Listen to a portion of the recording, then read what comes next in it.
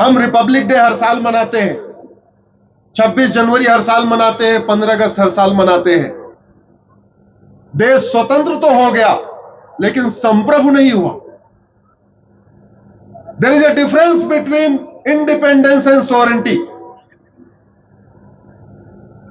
स्वतंत्र होने का मतलब अंग्रेज चले गए, हमारा प्रधानमंत्री भी भारत का होगा, हमारा मुख्यमंत्री भी भारत का होगा, हमारा कलेक्टर भी भारत का होगा, हमारा लेखपाल, पटवारी, कानून को सब भारत के होंगे, ये हो गया स्वतंत्र।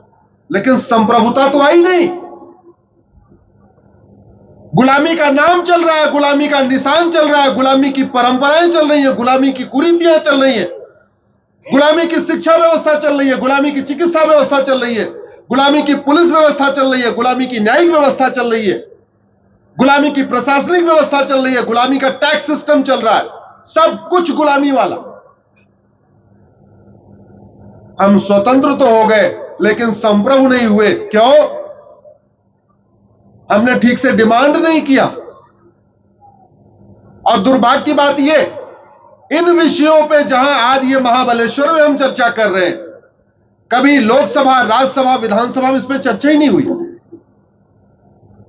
नेताओं ने हमें केवल जातियों के आधार पर बांटा, भाषा के आधार पर बांटा, क्षेत्र के आधार पर बांटा, अगड़ा पिछड़ा किया, दलित सवर्ण किया। वह हमें बांट बांट के हमें लूटते रहे।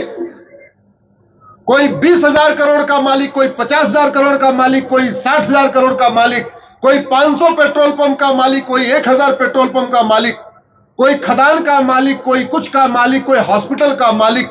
ये नेताओं ने हमें केवल जाति के आधार पे बांटा, भाषा के आधार पे बांटा, क्षेत्र के आधार पे बांटा और बांट बांट के हमें लूटते रहे और हम देखते रह गए। अब समय आ गया है, अब हम उठ के खड़े हो जाएं और गुलामी का नाम, गुलामी का निशान, जो कुछ गुलामी का है, इसके खिलाफ एक आवाज उठाएं और इसको बदलने की बात करें।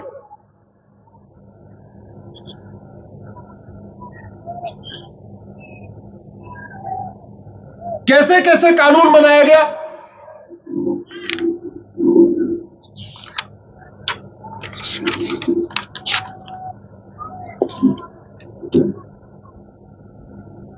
जिस वक्फ एक्ट के कारण हम परेशान हैं, जो वक्फ एक्ट आज की डेट में सबसे बड़ा लैंड माफिया बन चुका है, जो वक्फ बोर्ड आज की डेट में भारत का सबसे बड़ा लैंड माफिया हो चुका है, जिसके पास 12 लाख करोड़ की प्रॉपर्टी है। रेलवे और डिफेंस के बाद जो सबसे ज्यादा प्रॉपर्टी है वक्फ बोर्ड के पास है। जानते हैं इस कानून को सबसे पहले किसने बनाया था? नेहरू जी, 1954 में। उनकी बेटी ने थोड़ा उसको और मजबूत किया, इंदिरा गांधी ने, राजीव गांधी ने उसको थोड़ा और मजबूत किया, नरसिम्हा राव ने 1995 में वक्फ बोर्ड को असीमित पावर दे दिया और जाते जाते 2013 में मनमोहन सिंह ने एकदम उसको ऐसा बना दिया कि जहां वो हाथ रख दे वो प्रॉपर्टी वक्फ बोर्ड की। आज आपके महाबलेश्वर के पोलो ग्राउंड जहां हम बैठे हुए हैं, अगर वक्फ बोर्ड आके कह दे ये वक्फ की प्रॉपर्टी है, यहां बाबर का घोड़ा घास खाने आया था, तो आपको लड़ते लड़ते 50 साल लग जाएंगे। और उसको नोटिस भेजने के लिए कुछ नहीं करना, केवल यह कहना है कि इस पोलो ग्राउंड में बाबर का घोड़ा घास खाने आया था, इसलिए वक्फ की प्रॉपर्टी है। ऐसा कानून।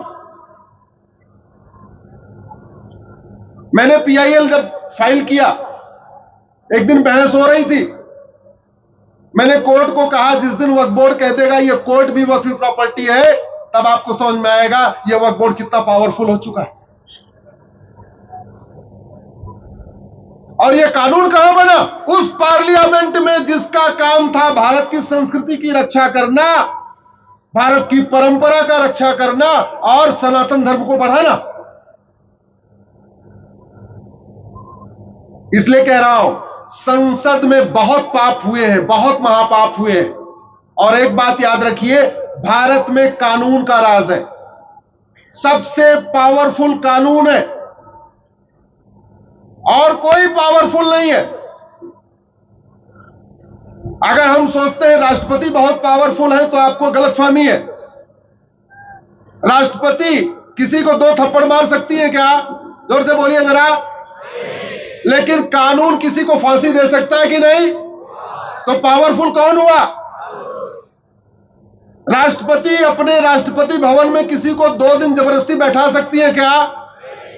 लेकिन कानून किसी को जेल में 20 साल बैठा सकता है कि नहीं? तो पावरफुल कौन हुआ? कानून। भारत में कानून का राज है और कानून वहां घटिया है। यही हमारी समस्या का मूल कारण है। और भारत की 80% समस्याओं का समाधान कानून को बदल के या घटिया कानून को खत्म करके हो सकता है। अगर सिंगापुर में अवैध घुसपैठ नहीं होती और भारत में अवैध घुसपैठ होती है, इसका मतलब सिंगापुर का कानून अच्छा है और भारत का कानून घटिया है। अगर जापान में धर्मांतरण नहीं होता और भारत में धर्मांतरण होता है, इसका मतलब जापान का कानून अच्छा है और भारत का कानून घटिया है। आप वैसे भी देखो, आप जितने भगवान थे वो भारत में पैदा हुए, जितने महापुरुष थे वो भारत में पैदा हुए। छत्रपति शिवाजी महाराज भारत में, तानाजी महाराज भारत में, संभाजी महाराज भारत में, आदि शंकराचार्य भारत में, भगवान महावीर भारत में, गौतम बुद्ध भारत में, भगवान श्री राम भारत में, भगवान श्री कृष्ण भारत में। कोई भी महापुरुष जापान में पैदा हुआ क्या? हुआ? जोर से बोलिए जरा। सारे महापुरुष भारत में। इसके बावजूद भारत में घूसखोरी है, कमीशनखोरी है, जमाखोरी है, मिलावटखोरी है, कालाबाजारी है, नशा तस्करी है, मानव तस्करी है, सोना तस्करी है, माओवाद है, नक्सलवाद है, जातिवाद है, भाषावाद है, क्षेत्रवाद है, कट्टरवाद है, जिहाद है, मजहबी उन्माद है, पत्थरबाजी है, धर्मांतरण है, घुसपैठ है, सब कुछ तो है। ये जो कुछ भारत में है, जापान में क्यों नहीं है? जानते हैं? क्योंकि वहां का कानून बहुत कठोर है। आज हमारी यंग जनरेशन नशे के कारण बर्बाद हो रही है। ये डिस्को बार हमारी संस्कृति को मजबूत करता है, खराब करता है? जोर से बोलिए जरा। ये बियर बार हमारी संस्कृति को मजबूत करता है, खराब करता है?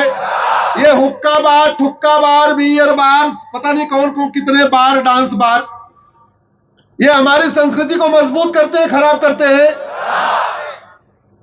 इसका लाइसेंस कौन देता है? सरकार। तो सरकार हमारी संस्कृति को मजबूत कर रही है, खराब कर रही है? और संविधान का आर्टिकल 47 कहता है नशाबंदी, शराबबंदी करना सरकार का काम है। इसका मतलब यह हुआ, इस संविधान की शपथ लेके, संविधान की शपथ लेके संविधान के साथ गद्दारी हो रही है कि नहीं? जिस संविधान की शपथ लेके लोग सांसद, विधायक, मंत्री, मुख्यमंत्री बनते हैं, उनका काम है इस संविधान को लागू करना, इस संविधान में लिखी हुई एक एक चीज को लागू करना। और लागू करने के लिए उनको वेतन, भत्ता, गाड़ी, बंगला, पेंशन, ड्राइवर, सिक्योरिटी, ये वो सब मिलता है।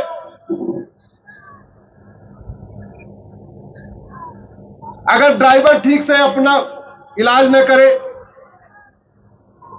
तो वो गद्दारी किया कि नहीं? अगर ड्राइवर ठीक से गाड़ी न चलाए तो गद्दारी किया कि नहीं? शिक्षक ठीक से न पढ़ाए तो गद्दारी किया कि नहीं? मिस्त्री ठीक से घर न बनाए तो गद्दारी किया कि नहीं? ऐसे अगर सांसद, विधायक संविधान के खिलाफ जाके कानून बनाए तो गद्दारी किया कि नहीं? और यह गद्दारी एक बार नहीं, 50 बार हुई है। अंग्रेजों ने तो 100% कानून भारत को बर्बाद करने, भारत की संस्कृति को बर्बाद करने, लूटने और बांटने के लिए बनाए थे। बाद वाले अंग्रेजों ने 1950 के बाद वाले अंग्रेजों ने भी 50 से ज्यादा कानून बनाए हैं भारत को लूटने और भारत को बांटने के लिए। इसलिए मैं आप सबसे कहता हूं, अब इस यात्रा के साथ साथ इस अधर्म के खिलाफ आवाज उठाना पड़ेगा।